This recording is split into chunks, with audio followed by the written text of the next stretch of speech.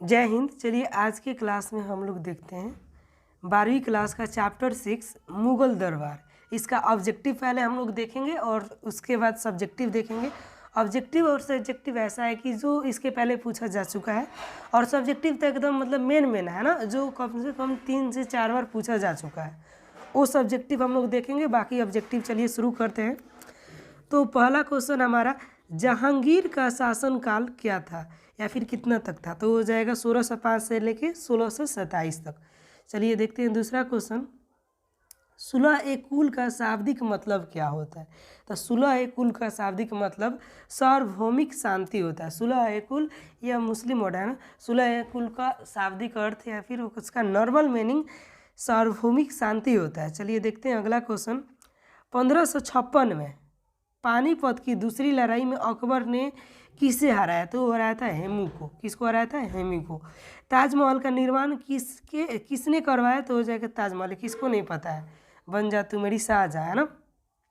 कौन बनाया था? शाहजहाँ। किसके? अगला क्वेश्चन, अकबरनामा की रचना किसने की? तो अकबरनामा ये हो जाएगा अबुल फजल। अकबरनामा अबुल फजल। अकबर जो था एक अक्षर भी पढ़ा लिखा नहीं था, बस खाली शायद नाम उम लिखने आ जाता था। बाकी बचपन से ही जब 12-13 साल का था तभी से ही युद्ध में भिड़ गया ना, तो ये उतना पढ़ा लिखा नहीं था। तो अकबरनामा कौन लिखा है? अबुल फजल। चलिए देखते हैं क्वेश्चन नंबर 6, ताजमहल किस नदी के किनारे स्थित है? तो हो जाएगा यमुना नदी। ताजमहल यमुना नदी। भारत में मुगल वंश का संस्थापक कौन था? तो हो जाएगा बाबर जाबर। Option A Babur. इसी नहीं इब्राहिम लोदी को मारकर इब्राहिम लोदी वंश के अंत करके मुगल वंश का स्थापना किया था। चलिए देखते हैं क्वेश्चन नंबर 8, भारत आने से पहले बाबर कहाँ का शासक था? तो हो जाएगा फरगाना का। कहाँ का? फरगाना का। ये उधर अफगानिस्तान की ओर का एरिया है ना। देखते हैं क्वेश्चन नंबर 9, अकबर ने टोडरमल को दीवान ए अशरफ का कब नियुक्त किया? तो यहाँ पे हो जाएगा हमारा 1582 में। अगला क्वेश्चन, औरंगजेब ने अपने जीवन का अंतिम भाग कहाँ पे बिताया था? तो ये बिताया था दक्षिण भारत में। यहाँ पे ऑप्शन डी इसका राइट आंसर हो जाएगा। देखते हैं हम लोग अगला क्वेश्चन, अकबर ने तीर्थ यात्रा कर समाप्त किया, कब किया? तो हो जाएगा 1563 में। अब आप लोग बताइए, यहाँ सब्जेक्टिव भी आता है, जो अकबर ने तीर्थ यात्रा कर समाप्त क्यों किया, आगे हम लोग इसको देखेंगे। देखते हैं अगला क्वेश्चन, किस मुगल शासक ने दास प्रथा समाप्त किया? तो हो जाएगा अकबर ने। अकबर ने दास प्रथा, जो दासों का प्रथा था, जो दासों का कीना बेची, दासों का नहीं आदमियों का, आदमी लोगों का कीना बेची जो होता था, उन लोगों को दास कहा जाता था, उसको ही समाप्त कर दिया। देखते हैं अगला क्वेश्चन, दिन इलाही संबंधित है। देखिए ये क्वेश्चन एकदम बारिश के बूंद के जैसे एकदम टपकल है। अब की बारी एकदम गारंटी है कि क्वेश्चन आएगा। देख रहे हैं कितना बार पूछा गया, बिहार बोर्ड का ही फेवरेट क्वेश्चन है, इसको भूलने का नहीं। तो दिन इलाही संबंधित है अकबर से। ऑप्शन सी यहाँ पे हमारा राइट आंसर हो जाएगा। देखते हैं अगला क्वेश्चन, अकबर ने फतेहपुर सीकरी में एक नए शहर की नींव किसके सम्मान में रखी थी? तो वो हो जाएगा यहाँ पे सलीम चिश्ती के सम्मान में रखी थी। चलिए देखते हैं अगला क्वेश्चन, मुगल सम्राट अकबर का राज्य अभिषेक कब हुआ? तो हुआ था 1556। ऑप्शन सी यहाँ पे राइट आंसर होगा। अकबर ने अपना मकबरा कहाँ बनवाया था? तो हो जाएगा सिकंदरापुर। यहाँ पे सिकंदरा दिया हुआ है, सिकंदरा में हो जाएगा। ऑप्शन सी इसका राइट आंसर हो जाएगा। देखते हैं अगला क्वेश्चन हम लोग, अकबर का जन्म कहाँ हुआ था? तो अकबर का जन्म अमरकोट में हुआ था। अकबर का भी जीवन बहुत संघर्षशील रहा। जब बच्चा रहा तो कहीं और हुआ, थोड़ा सा बड़ा हुआ तो कहीं और हुआ, जब 12-13 साल का हुआ तो लड़ाई लड़ना पड़ा, पिताजी इसके डेट को गए। इसका भी जीवन काल जो है बहुत संघर्ष से भरा हुआ था ना। देखते हैं अब हम लोग अगला क्वेश्चन, यहाँ पे हमारा अगला क्वेश्चन, किस मुगल शासक ने सती प्रथा पर प्रतिबंध लगाया? तो हो जाएगा अकबर ने सती प्रथा पर प्रतिबंध लगाया था।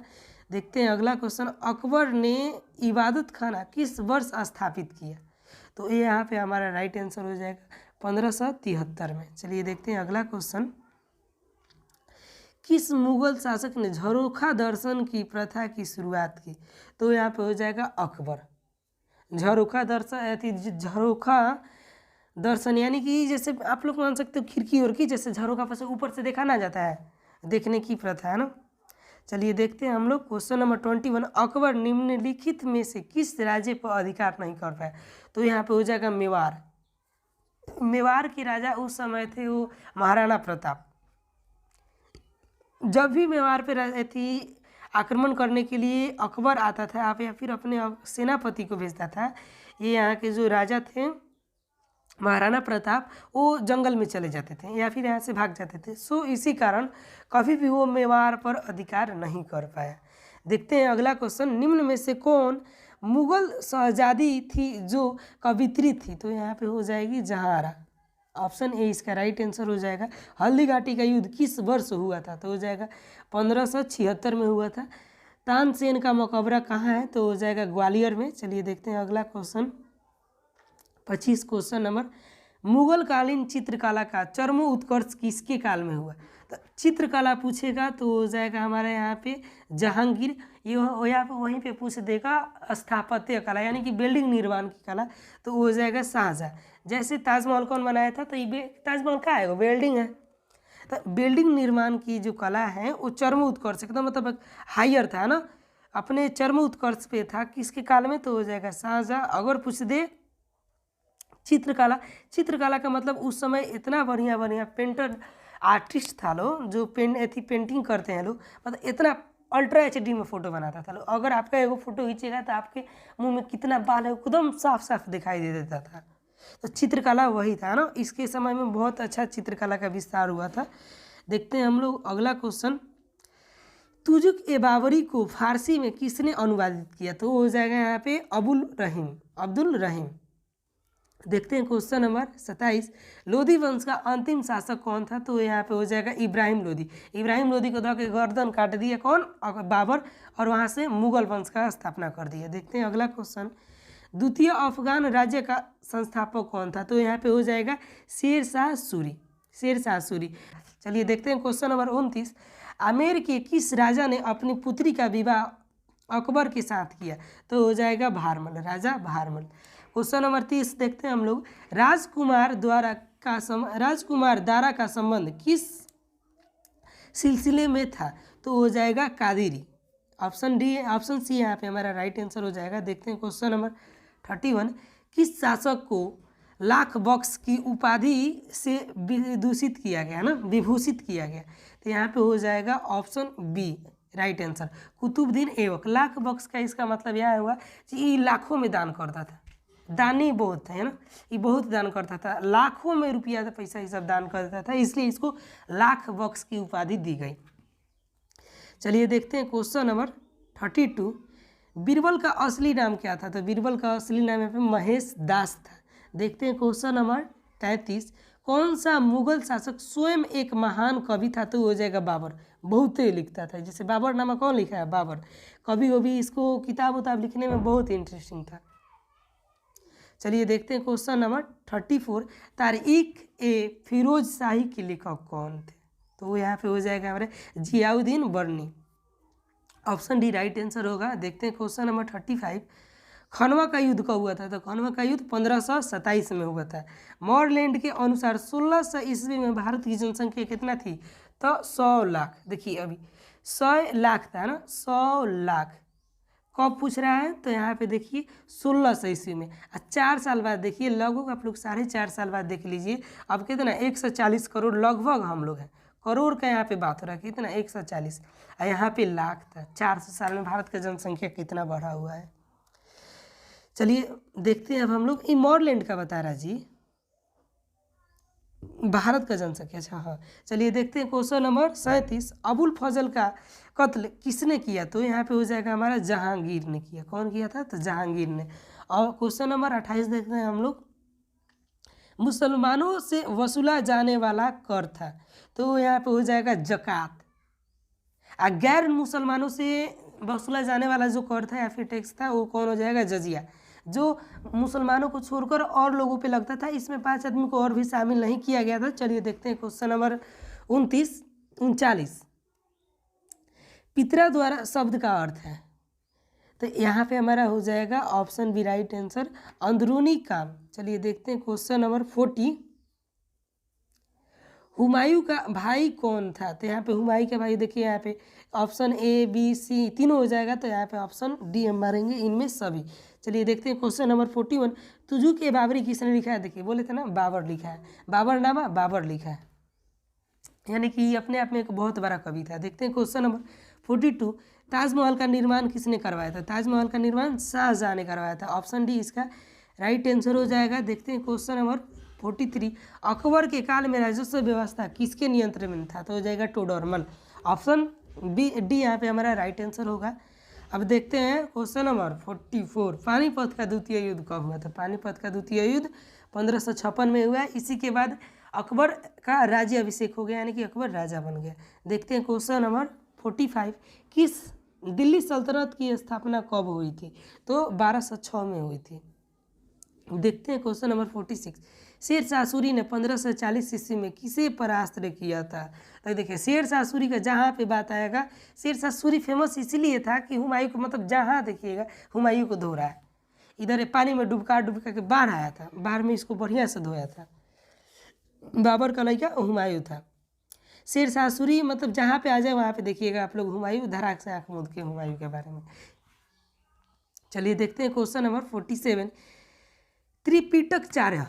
त्रिपिटकाचार्य किस विद्वान लेखक को कहा गया? तो हो जाएगा यहाँ पे option C right answer, Rahul Sankrityayan. चलिए देखते हैं क्वेश्चन नंबर 48, ठगी प्रथा का अंत किसके काल में हुआ? तो ठगी प्रथा का अंत यहाँ पे बैटिंग के काल में हुआ था। देखते हैं क्वेश्चन नंबर 49, बाबर ने किस शासक को पराजित करके मुगल साम्राज्य को हराया है? जो बाबर किसको हराया था? तो यहाँ पे हो जाएगा इब्राहिम लोदी को। बाबर इब्राहिम लोदी को हराकर मुगल काल था, मुगल साम्राज्य की स्थापना कर दिया। चलिए देखते हैं क्वेश्चन नंबर 50, बाबर ने मुगल साम्राज्य की नींव कब रखी? तो 1526 में रखी थी। चलिए देखते हैं क्वेश्चन नंबर 51, बाबर ने अपनी यादें तुजुक ए बाबरी किस भाषा में लिखी? तो हो जाएगा तुर्की में। चलिए देखते हैं क्वेश्चन नंबर 52, बाबर की आत्मकथा का क्या नाम है? तो बाबर नाम है। बाबर की आत्मकथा बाबर नाम है। देखते हैं क्वेश्चन नंबर 53, स्थापत्य कला का सबसे अधिक विकास किसके समय में हुआ? तो हो जाएगा स्थापत्य कला शाहजहां, इसी को बिल्डिंग निर्माण भी बोला जाता है। चलिए देखते हैं क्वेश्चन नंबर 54, पानीपत का प्रथम युद्ध किस वर्ष हुआ था? पानीपत का प्रथम 1526 में हुआ था प्रथम युद्ध। अब इसका चलिए देखते हैं क्वेश्चन नंबर 55, कौन मुगल बादशाह आलमगीर के नाम से जाना जाता है? आलमगीर औरंगजेब। चलिए देखते हैं क्वेश्चन नंबर 56, जजिया किसके लिए जाता था? तो यहाँ पे हो जाएगा जिम्मियों से। जजिया किससे लिया जाता था? तो जिम्मियों से। क्वेश्चन नंबर 57 देखते हैं हम लोग, 2.5 दिन का झोपड़ा क्या है? तो एक मस्जिद है। किसने थी? 2.5 दिन का झोपड़ा पहले क्या था? एक संस्कृत विद्यालय था। हालांकि इसका उतना अभी साक्ष्य नहीं मिला हुआ है, इसलिए इसका 2.5 दिन का झोपड़ा था, ये 2.5 दिन में बना दिया गया था। चलिए देखते हैं अब हम लोग सब्जेक्टिव। तो पहला सब्जेक्टिव हमारा यहाँ पे आ रहा है, मुगल दरबार में अभिवादन के तरीके बताएं, या फिर वो अभिवादन के तरीके कौन कौन से थे? तो लिखिएगा हेडिंग में, मुगल दरबार में अभिवादन के तरीके थे। और उसके बाद 1 नंबर में सजदा। तो सिजदा में क्या होता था? यहाँ पे सिजदा, तो सिजदा में घुटने पर बैठकर सिर झुकाया जाता था। दूसरा यहाँ पे लिखिएगा पायबोस। तो पायबोस में क्या होता था? तो सुल्तान, मतलब उस समय के जो भी राजा उजा था लोग गोर और चुमवाता था, तो सुल्तान के चरणों को चुमना पड़ता था। और तीसरा यहाँ पे लिख दीजिएगा, 2 नंबर में ऑब्जेक्टिव आता है जमीबोस। तो जमीबोस यानी कि जमीन को चूमना पड़ता था। इतना लिख दीजिएगा, 2 नंबर का काम बन गया। ये क्वेश्चन बहुत बार पूछा जा चुका है, क्वेश्चन बैंक में आप लोग देखिएगा, ये क्वेश्चन वांटेड है। चलिए अब देखते हैं हम लोग अगला क्वेश्चन, अकबर के शासन काल में भूमि का वर्गीकरण कितने प्रकार से किया गया था? तो वो हो जाएगा हमारा 4 प्रकार से किया गया था। कितने प्रकार से? तो 4 प्रकार से। तो पहला हमारा यहाँ पे हो जाएगा पोलज। पहला भूमि पोलज। तो पोलज भूमि में क्या होता था? एकदम एक ग्रेड का ये भूमि था। इसमें ऐसा भूमि था, ये बहुत ही उपजाऊ भूमि था, इस पे हर साल कृषि किया जाता था। दूसरा था वो प्रतिभूमि था। प्रतिभूमि मतलब 1-1 साल के गैप देके इस पे कृषि किया जाता था। और तीसरा चाचर भूमि था। चाचर भूमि ऐसा था, मतलब 3-4 साल से उसको रखल था। और चौथा बंजर भूमि। बंजर भूमि में क्या था? इस पर कृषि होकवे नहीं करता था, मतलब नाकामयाब भूमि था, लेकिन चरी ओरी के लिए था, पर उस पर कृषि नहीं हो पाता था। देखते हैं हम लोग अपना अगला क्वेश्चन, मुगल काल में निर्मित 4 स्थापत्य कलाकृतियों के नाम लिखे। तो पहले का यहाँ पे लिख दीजिएगा लो ताजमहल, निर्माता शाहजहाँ, याद है सबको। आगरा का किला अकबर बनाया हुआ था। और उसके बाद जामा मस्जिद बाबर बनाया हुआ था। बाबर कहाँ पहन के आया था? तो जामा, इसे भी याद कर सकते हो। बाबर पहन के आया था जामा। दिन ए पनाह कौन बनवाया था? तो हुमायूं बनवाया हुआ था। चलिए देखते हैं हम लोग अपना अगला क्वेश्चन। देखिए हमारे यहाँ पे अगला क्वेश्चन, मुगल कालीन सिंचाई व्यवस्था पर संक्षिप्त टिप्पणी लिखें। तो ये देखिए, इसको जो दिमाग ओपन करके लिखेगा अभी भी लिख सकता है। तो आप लोग ऐसे भी लिख सकते हैं, जब वर्षा के पानी के अतिरिक्त जो भी किसान लोग था वो किस चीज़ का सहारा लेता था? कुआं का लेता था, नदी का लेता था, तालाब का इसे सहारा लेता था। इतना लिख सकते हैं। और उसके बाद आप लोग लिख सकते हैं, कुआं से सिंचाई करने के लिए जैसे वो लोग क्या करते थे, बाल्टी का या फिर ऐसे बाल्टी बांध के, अभी भी आप लोग देखे होंगे कि जब तक बोरिन वोरिन जिस एरिया में नहीं हला हुआ था उस समय क्या बाल्टी से लोग बिछता था। तो ये भी लिख सकते हैं लोग। उसके बाद एक यहाँ पे था रेहट, भी उसको कहा जाता है। रेहट भी एक तरीका है। और इसको आप लोग अंत में इसका कंक्लूजन निकाल के लिख दीजिएगा। मध्य भारत में दक्कन, और उसके बाद उत्तर मध्य भारत में दक्कन, और दक्षिण भारत में तालाबों की तालाब जो था ये प्रमुख सिंचाई के साधन थे। अब हम लोग देखते हैं अपना अगला क्वेश्चन, क्वेश्चन नंबर 15। अकबर ने यात्रा कर समाप्त क्यों किया? 2 कारण बताएं। तो अकबर का यात्रा कर समाप्त करने की 2 कारण निम्न है, ऐसे लिखिएगा। अब पहिलका में लिखिएगा कि अकबर क्या करना चाहता था, जो भी राजपूत राजा थे उन लोगों को अपने में मिलाना चाहता था, इसलिए उसने क्या किया, तीर्थ यात्रा कर को समाप्त कर दिया। और दूसरा लिखिएगा, जो अकबर जो भी हमारे राजपूत राजा थे उन लोगों को मिलाना चाहता था। और दूसरा यहाँ पे लिख दीजिएगा, जो हिंदुओं के प्रति सहानुभूति दिखाना चाहता था। आज के क्लास में बस इतना ही, मिलते हैं अगले क्लास में। और इसके पहले का जितना भी है चैप्टर 1, 2, 3, 4 उस सब का सब्जेक्टिव और ऑब्जेक्टिव 10 मिनट का, 5 मिनट का, 15 से बेसी मिनट का कोई वीडियो नहीं है ना, 10, 5, 15 मिनट का एक वीडियो है। और उसमें सब्जेक्टिव और ऑब्जेक्टिव इतना ही दोनों करा दिए हैं। आप लोग चाहते हैं तो प्लेलिस्ट वाले सेक्शन में जाकर देख सकते हैं। अब मिलते हैं इसके अगले वीडियो में, तब तक के लिए जय हिंद।